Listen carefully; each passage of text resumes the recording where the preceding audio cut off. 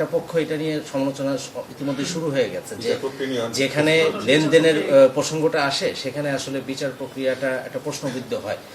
আপনার কাছে আমাদের প্রত্যাশা থাকবে যে আপনি খুব শীঘ্রই এইটার একটা ধোঁয়াশা, কারণ আপনি আরো দীর্ঘ টাইম দায়িত্ব পালন করবেন, তো রেসপন্সিবিলিটি তখন আপনার উপরেও চলে আসবে। এইটার একটা মানে নতুন চিফ প্রসিকিউটরের কাছ থেকে আমরা একটা আশা করছি যে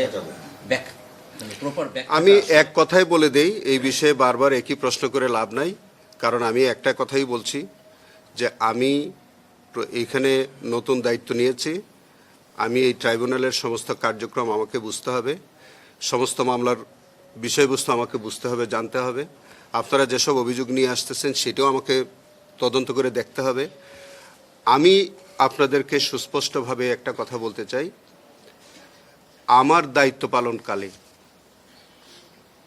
এই ট্রাইব্যুনালে আমি আমার কোনো প্রসিকিউটর বা ট্রাইব্যুনালে জড়িত অন্য কেউ কোনো ধরনের করাপশনে জড়িত থাকলে তার বিরুদ্ধে কঠোর আইনগত ব্যবস্থা নেওয়া হবে। আমরা প্রমাণ করে দেব যে এই ট্রাইব্যুনাল সম্পূর্ণরূপে করাপশন ফ্রি একটি ট্রাইব্যুনাল হিসেবে আন্তর্জাতিক মানের যে বিচার, সেই মানের একটি বিচার এখানে অনুষ্ঠিত হবে। এখানে বিচারের বাইরে অন্য কোনো আলোচনা আমরা প্রশ্রয় দেব না। একটু বলি যে আগামীকাল বিডিআর হিসেবে আপনি দীর্ঘদিন আসামিপক্ষ আইনজীবী ছিলেন। ট্রাইব্যুনালে বিডিআরের এই তদন্ত কমিশন সহ পুরো 1.5 বছরে অনেকগুলো অভিযোগ আলোচনা ছিল, ওই নিহতের আর্মি অফিসারদের পরিবারগুলো একাধিকবার এসেছে। আপনি এই বিষয়টা না, এই বিষয়ে আসলে জাহিদের সাথে একটু যোগ করি, গতকাল স্বরাষ্ট্রমন্ত্রীও কিন্তু যে নতুন আরেকটা কমিশনের কথা বলেছেন।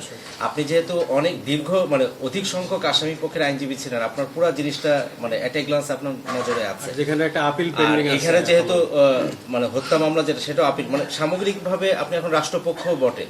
একটা কিছু আমাদেরকে মানে যেহেতু কালকে 25শে ফেব্রুয়ারি, এটা সামগ্রিক কোন একটা মেসেজ যদি দেন আমাদেরকে, মানে আমরা একটা নিউজের জন্য আমাদের দরকার আসলে। না, বিষয়টা হচ্ছে যে পিলখানা হত্যাকাণ্ডের মামলায় আমি আসামি পক্ষে কাজ করেছি।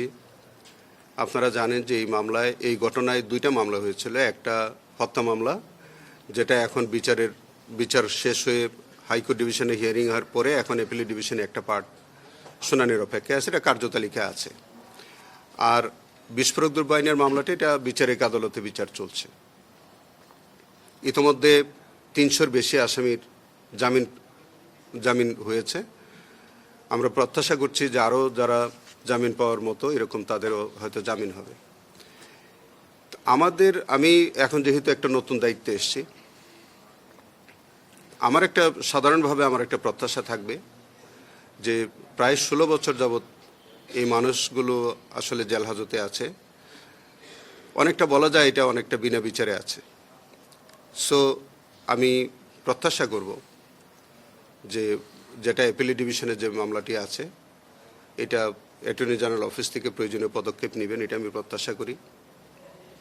আর যে মামলাটি নিম্ন আদালতে বিচারাধীন আছে, সেটাও ওখানে আমি যারা প্রসিকিউশনে কাজ করছেন তাদেরকে আমি অনুরোধ জানাবো যে এইটি খুব দ্রুত নিষ্পত্তির একটা ব্যবস্থা নেবেন। আর যারা জামিন পাওয়ার যোগ্য তাদের যাতে জামিন হয়, এবং এটি দ্রুত নিষ্পত্তি আমি কামনা করি। আপনি আগে আমাদেরকে একটা স্ট্যাটিস্টিক দিয়েছিলেন যে বিস্ফোরক মামলাটার সাক্ষ্য গ্রহণ পর্যায়ে থাকার কারণে, এটা ছিল আরো 2-3 বছর আগে, যে প্রায় 500-র মতো মানুষ মানে যাদের 5 বছর 7 বছর সাজা হয়েছে, কিন্তু ওই মামলাটার কারণে তারা আসলে বের হতে পারছে। তাদের কথাই বলছি, এই লোকগুলোর মধ্যেই 300-র অধিক আসামির বেল কিন্তু ইতিমধ্যে হয়েছে। আমরা পর্যায়ক্রমে এই মানুষগুলোর বেল হবে বলে আশা করতেছি। আরেকটা বিষয় হচ্ছে এই যে বিস্ফোরক যে মামলাটা চলছে, অনেক সাক্ষী হয়ে গেছে, 16 বছরের মামলা। এই মামলায় কি এখন কাউকে আসামি করার বা না, বিস্ফোরক মামলায় অনেক সাক্ষী হয় নাই। বিস্ফোরক মামলায় আমার জানা মতে 299 জনের সাক্ষী হয়েছে। ওই মামলায় প্রায় 1300-র উপরে সাক্ষী আছে। আমি জানি না প্রসিকিউশন কতজন সাক্ষীকে পরীক্ষা করবেন, কারণ তারা যদি 1300 সাক্ষীকে পরীক্ষা করতে হয়, এখন যে গতিতে তারা সাক্ষী নিচ্ছে, তাতে আমার তো মনে হয় না যে আসামিদের জীবদ্দশায় আর এটা শেষ হবে।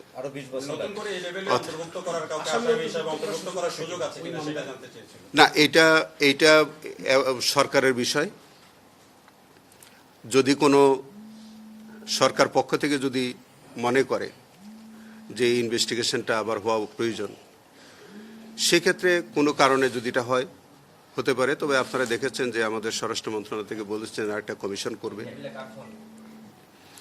যদি কমিশন একটা অলরেডি হয়েছে, একটা স্বাধীন তদন্ত কমিশন হয়েছে, তারা একটা রিপোর্ট দিয়েছে, সেই রিপোর্টটা হাইকোর্টে একটা রিটের প্রেক্ষিতে হয়েছিল, কিন্তু সেই রিপোর্টটা আমরা এখন পর্যন্ত আদালতে তারা দাখিল করেনি, সরকারও এটা প্রকাশ করেনি। আমরা জানি না এই রিপোর্টের মধ্যে কিভাবে কি আসছে। এরই মধ্যে আমাদের নতুন সরকার আবার দেখলাম আমাদের মাননীয় স্বরাষ্ট্রমন্ত্রী মহোদয় বলছেন যে একটা কমিশন করবে। তো সেরকম কমিশন যদি হয়, সেই কমিশন রিপোর্টের প্রেক্ষিতে হয়তো যদি নতুন কেউ জড়িত হয়, তাহলে সেই ক্ষেত্রে আইনগতভাবে যেটা ফার্দার ইনভেস্টিগেশনের প্রশ্ন হোক বা অন্য কোনো বিষয়টা তদন্ত সাপেক্ষে, রিপোর্ট সাপেক্ষে বলা যাবে।